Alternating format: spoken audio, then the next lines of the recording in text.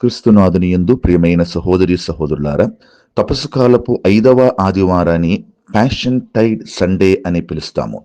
Passion Tide, Tide అనగా అల అని అర్థము. ఈ రోజు నుండి ప్యాషన్ టైడ్ బాధాకర ప్రవాహములోనికి మనము ప్రవేశిస్తాం.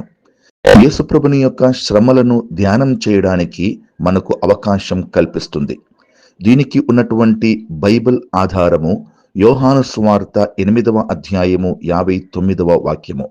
అందువలన వారు యేసుపై రాళ్ళు రువ్వ పూనుకునిరి, కాని ఆయన దాగుకొని దేవాలయము నుండి వెళ్ళిపోయెను.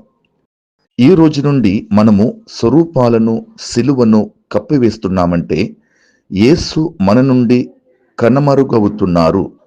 3 సంవత్సరాలు శిష్యులతో ఉన్నటువంటి యేసయ్య వారి నుండి దూరమైనటువంటి ఆ క్షణాలను గుర్తు చేసుకుంటూ ఆయన ఇక వారి మధ్య ఉండరు, వారికి దూరమవుతున్నారు, కనుమరుగవుతున్నారు అన్నదానికి సూచకముగా మనము ఈ విధంగా స్వరూపాలను మరియు సిలువను ఊదా రంగు బట్టలతో కప్పివేస్తూ ఉంటాము.